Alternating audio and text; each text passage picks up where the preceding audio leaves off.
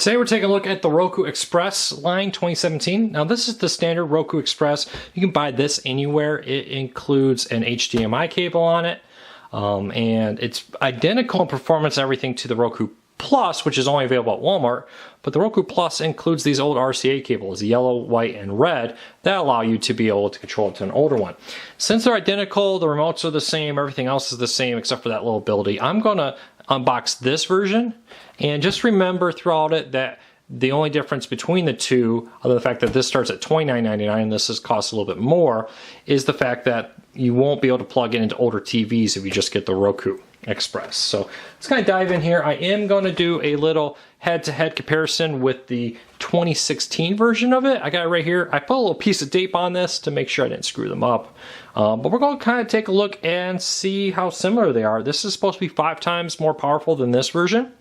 And I also have the 2016 version of the remote here, so we're going to dive in here and take a look at it. Also in the same video, after I do the quick unboxing and the side-by-side comparison, I promise to keep that pretty swift here, I will do a in-depth video review of them running side-by-side so you can take a look at them. So let's kind of dive in here and take a look at what is new. So right off the bat, you get your quick start guide, your legal descriptions. You got cables here. Here is an HDMI cable, about 3 feet. This is made to actually stick to the bottom of your TV so that you can easily connect it. So they give you kind of a shorter cable for that reason.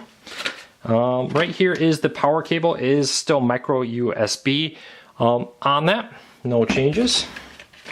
And then lastly is the plug with the red, yellow, and white cables for older TVs that are standard def.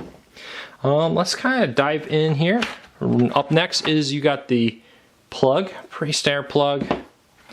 The streaming player itself. Alright, point remote here. And then you have a sticky tape. So you can actually take this, apply the sticky tape here, and then mount it on the bottom of your TV. And I can tell you right off the bat there's a few differences. So first things though is, so let's look at this. This is the newer one. This is the older one. You can see beyond a few cosmetic differences, they're identical. Kind of not a lot to focus on with black on black there. So on the bottom here, you notice HDMI's, Ethernet's the same port, reset buttons are the same, and then the AV out. Now the older version has a more texture. This one's more smooth. I'm not sure if I can really, it's hard to get that across there.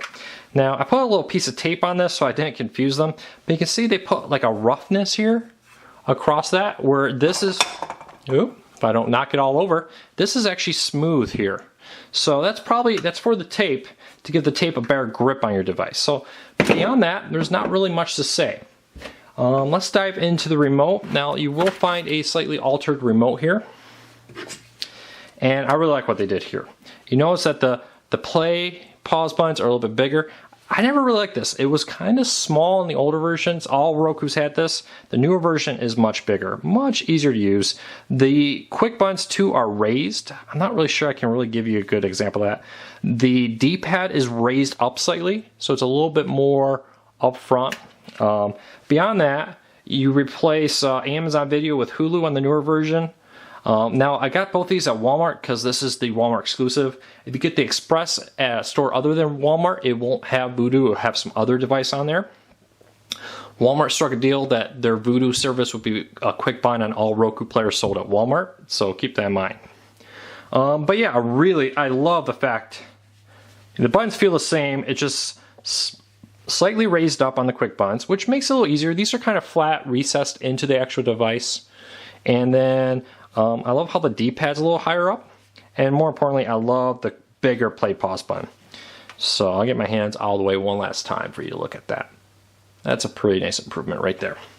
So questions, comments, let me know. But right now I'm going to plug this in, do a little side-by-side comparison, and I'll show that to you. Okay, we're back in the lab. I've been playing around with a new Roku Express Plus on the left here, the older one's on the right. You can notice that the newer one has the Roku OS 8 already.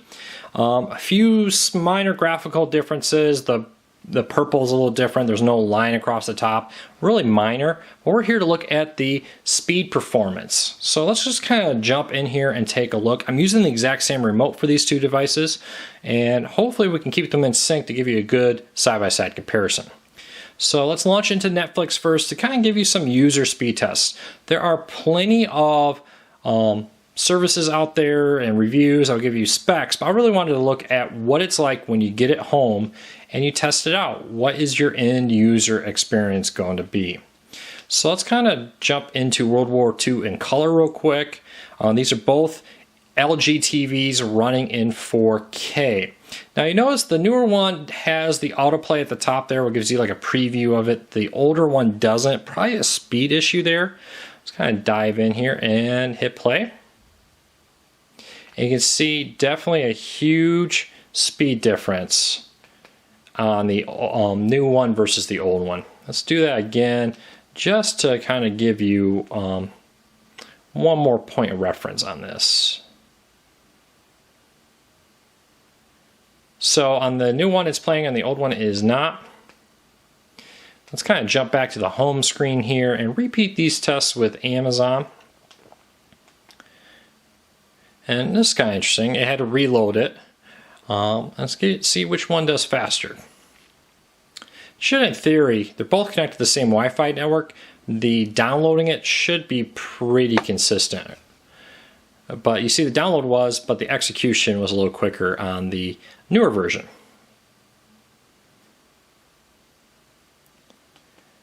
All right, let's jump into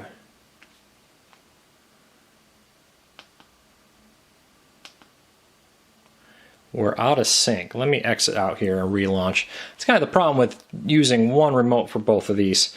With the newer one being so fast, I can easily accidentally get them out of sync. I have to kind of mentally delay myself here.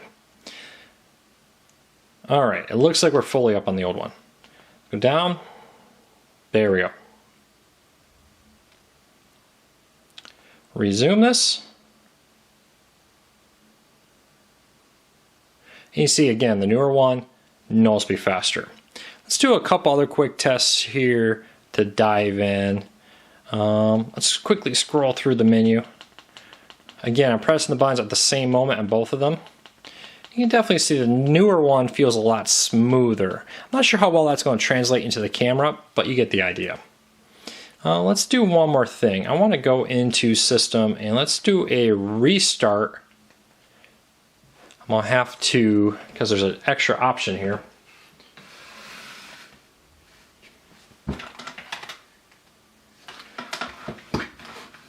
Okay. Now, I think I've got them both synced again. Let's hit restart and let's see who wins this battle here. Sorry about the slightly messy review table. Kind of going through all the different Rokus right now. All right, new one.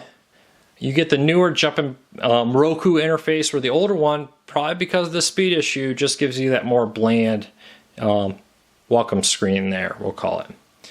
But we don't really care about that. You know, jumping graphics aren't the important part. It's speed here. So let's see which one is going to get to the home screen. And really, no competition here. Look, I'm launching Netflix already on the new one versus the old one.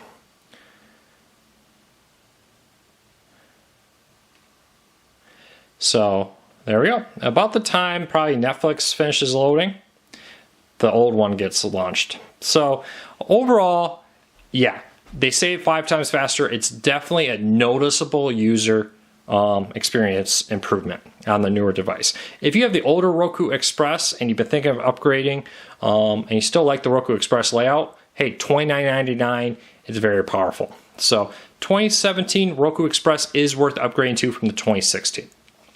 Questions, comments, let me know. I'll do my best to answer them. If you have questions about cord cutting in general, join us every Wednesday, 8 p.m. Eastern for our weekly Q&A, where we do our best to answer your cord cutting related questions. Right here on YouTube, I'm live for about an hour starting at 8 p.m. Eastern every Wednesday. Well, you can find us on Facebook and Twitter. Just search for @CordCuttersNews or find our website, cordcuttersnews.com. Thank you for watching.